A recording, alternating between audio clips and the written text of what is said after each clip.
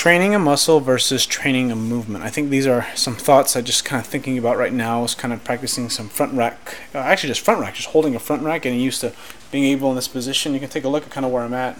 This is pretty damn good. It took me a year to get to about here, which it took quite a while. I got some videos I made of me just trying to struggle with this. It's so frustrating because I know I'm strong, but I can't get into movement because it hurts my elbows or hurts my shoulder because I just don't have the movement. So think about this for a second. When you're trying to get better at something, a movement, squat, bench, deadlift, competition for powerlifting, Olympic weightlifting, clean and jerk, and snatch, they're very specific movements, and it's important that you train that movement. I think after a certain amount of reps, probably thousands of reps, it becomes pretty clear that it sort of doesn't even matter how you train it because, like for example, if you've been training for 10 years, lifting a certain way, or lifting in various ways, and you work yourself up to a pretty high level, the rules for you change versus someone like me who has not been doing Olympic lifts, who has not been doing competition squats, who has not been doing competition bench or competition deadlifts for very long. I think my deadlift is fairly proficient, but I guess once I get to 600, as I am kind of marching my way there, it seems like that there's a lot of things that have to be considered. And I think one of the things in some bad methodologies, or sometimes very poor methodologies, is something like CrossFit, because they are so emphasized on completing movements. And of course, form is always a degradation when you're trying to complete a number of reps in a certain period of time. But when you think about powerlifting, it's the same idea too. You're trying to complete a movement at all costs, right? And of course, there's safety, but I mean, they're sports, right?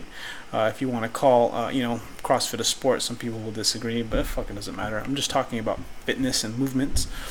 The one thing that I just like using CrossFit as a good example because it's really a hot topic and it's pretty cool to hate on it. I saw this really bad deadlift video that Elge Intensity posted. It was so bad, and I can't believe she got that rep. I mean, I've seen some bad stuff in CrossFit, but when you see a competition lift, or like for a WOD or workout of the day, or for like a games, high-level games, that's just stupid. And Furious Pete is the one that posted it, but I'll see if I can find the link and put it in the description. Just a horrible bad deadlift by a girl. But my thoughts is that for bodybuilding, is that a lot of the things that are good in bodybuilding that isn't used enough in CrossFit is strength movements. And I think sometimes a lot of stuff in bodybuilding isn't used enough in powerlifting as well, because if you are really getting into the sport, really getting into the big three lifts, you watch Dan Green, you watch Brandon Lilly, you watch all these guys that lift, right? And you kind of want to do more of what they do. Some post more, some post less of stuff, and you just kind of like you kind of learn through watching how other people move. You learn by reading different articles, and you always sometimes the big thing I always hear in my head, that always kind of runs in my head when I think about training, is that if I want to bench more weight, I need to bench more often. I need to bench in different ways. If I want to squat more, I need to do the same thing with all the lifts. If I want to snatch more and be able to snatch, catch a snatch from the bottom into overhead squat, I'm going to have to do that too. So it's really about doing the movement. That's really important to get good at the movement. But in bodybuilding or building strength, is being able to work on accessory movements or accessory muscles that allow for chances of overuse injuries. That's a very common thing for people who love to work out, is a lot of overuse. And the thing I kind of want to talk about was, think about this for a second, just using baseball or basketball. Let's say baseball is a better example. Like a baseball, you have to swing a bat. Baseball is probably the worst for a pitcher, that position, because you're having to throw a ball, I guess any position, but you're throwing a ball lots of times, essentially almost max effort, right? Throwing a small object really fast, and essentially all the ligaments, the elbows, the shoulders, lots of shoulder issues and elbow problems with baseball pitchers, and the reason why is because overuse. They're performing at a high level, but at the same time they're also overusing it. So kind of what they have to do is they have to work on the opposite movement. So think about that's just kind of how my thought process is. Of course, I'm no high-level coach, but I mean just from anatomy, physiology, experience with rotator cuff injuries, with helping other people. So you're throwing the ball like this a bunch of times, so it makes sense that you have to do the opposite movement, which is external rotation strength. It's being able to strengthen the muscles around the elbow to make sure that, because there's a big whip that comes from the elbow. It's just, that can sometimes have a huge whip in the elbow. If you don't have good shoulder mobility, of course they have good shoulder mobility. That's the reason why they can throw a ball so fast, right? But in the case that what happens is sometimes when there's not enough shoulder external rotation on the whip of the throw, what ends up happening is there's a lot of valgus elbow, a lot of elbow pressure there.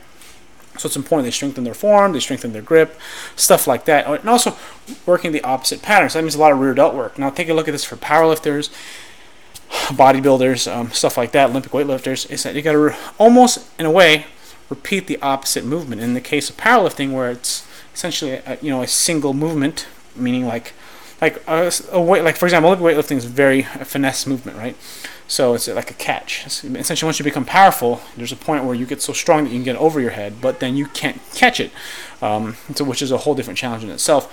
But then with powerlifting, you're picking something off the ground, deadlift, benching something off your chest, and you're squatting from your back, right, doing on the ground. And you need to sort of train the opposite movement. And that opposite movement, in the case of the bench, would be rear delt muscles, right? Working those rear delts, doing lots of rows, doing lots of kind of shoulder depression type movements to improve that tightness in the upper back. Working the external rotators of the rotator cuff, face pulls like that. Think about the deadlift too, right?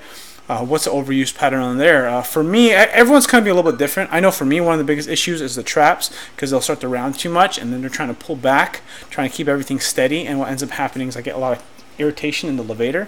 So that just means for me, it's sort of like, I think that's more of a technique flaw. But obviously with deadlifting, it's making sure you stay tight in the core. It's making sure you have the flexibility to get your hips in the right position. So can you overuse a deadlift? Yes, possibly. That means you need to make sure you strengthen your lower back, lots of back extensions and stuff like that. I think the deadlift is just sort of interesting in its own sense, because there's really no eccentric phase in a deadlift, at least in the competition. So I think it's important that you train all aspects, but deadlift is kind of in its own kind of spot. And then of course the last thing is the squat. The squat is I think one of those things where either depending if you're a low bar, high bar squatter, or you tend to get more of your strength from your quads or your hamstrings or glutes, you get them from everywhere. I think the thing that's really, really important is being able to make sure that you have what is that sense? Because it's not quite cut clean and dry, because technique is super important. And when you see really good technique from people who've been squatting without any problems, or everyone's going to have some sort of problems, but you take a look at the best, and the people that you see on YouTube, some high levels like Tom Martin and Johnny Candido, they move really well. They squat lots of weight, and one of the reasons why, because their technique is flawless. They have proper ankle range of motion. They have proper bar path positioning. And anything that you can do to kind of help maintain that position will allow you to get better at the movement. So that's kind of why in a previous video I talked about how much weight you should squat. You should be able to squat the most amount of weight at the proper form, because if you squat more than you should for proper form, you're going to train, not only are you going to develop bad habits, which is obvious, but the second thing is going to happen is you're going to train muscles in a way to get stronger, to make those weaknesses even worse. So yeah, so those are some thoughts. Anyways, just talking. Movements and muscle strength, muscle movements. So the thing is important. Rear delts for bench, for deadlift. It's obviously low back strength, making sure you keep that strong. I think ab work. I haven't done a whole lot of ab work, and I haven't noticed any ab work really benefiting my deadlift. I think it can help, but again, I've been training for a while, so I'm going into powerlifting from having a not a really great training background, but definitely having a pretty decent enough background to know that I know my body pretty well. And then the squat is sort of a beast in itself for myself, simply because of ankle range of motion, hip strength, and proper asymmetry. And a lot of that has to do with it's actually just a movement pattern in itself, making sure the bar path is correct. And then the last two things is a snatch and a clean and jerk. It's a whole different ball game there. It's really just a pattern movement, and a lot of this stuff happens from years of technique and practice. You think about, saw Klokov snatch like 170 pounds or 160 pounds is ridiculous, right? How's he able to do that? Years of practice, right? Anyways, thanks for watching. That's my video, and I'll see you guys in the next